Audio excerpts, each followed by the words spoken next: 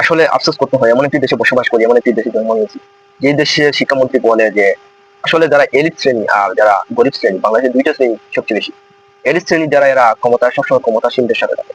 আপনারা দেখেছেন এসালম, বসুন্ধরা, মেঘনা, এরপরে আপনারা দেখেছেন এই উম, এই যেগুলো বড় বড় শিল্পপতিরা আছে সবগুলো ক্ষমতাসীনদের সাথে থাকে। বিলিয়ন বিলিয়ন টাকা খরচ করে তাদের ক্ষমতা আনা যায়। যে কথা বলছিলাম যে এই শিক্ষামন্ত্রী কি বলেছেন যে তোমরা বড় হয়ে কি হতে চাও? আমরা আগে বলতাম আমরা বড় হয়ে ডাক্তার, ইঞ্জিনিয়ার, নানান কিছু বলতাম, শিক্ষক, পাইলট, অনেক স্বপ্ন ছিল।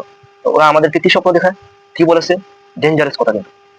যদি মনে করেন, আমি এমনি বলি না বিএনপি কর্মীদেরকে আপনারা চাকর বাকর করুন। আপনাদের সর্বোচ্চ সীমা হলো নেতা করে নেতাদের গাড়ি পিছনে পিছনে দৌড়ানো, নেতাদের পানি আগাইয়ে দেওয়া, এটাই।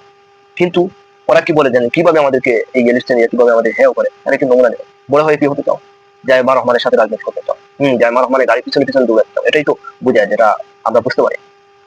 আমরা যে এমন একটি দেশে বসবাস করি, এদের এমপি মন্ত্রীদের কথা যদি ভালো করে শুনো, বোঝার চেষ্টা করো, তাহলে বুঝতে পারবে দেশের এই শ্রেণী এমপিরা মন্ত্রীরা তাদের সন্তানদেরকে তাদের জায়গায় দিয়ে দেয়। ওদের জায়গায় কোনো গরিব বা যারা চাকর বাকর কর্মীরা কোনোদিন কখনো যেতে পারে না। আপনারা দেখেছেন এইবার সংসদে যে যে হাসনাতকে বলা হয়েছে যে একজন রাজনীতি ছেলে, ছোট লোক, এই সেই। ছোট লোক কি মানে আল্লাহ সৃষ্টি না? এরা কি ক্ষমতা আসার চিন্তা করে না? এইটুকু বাধা দেয় বিএনপি এবং আওয়ামী লীগ, এলিট শ্রেণী রাজনীতির জন্য। আমরা এই পরিবর্তনটা চাই।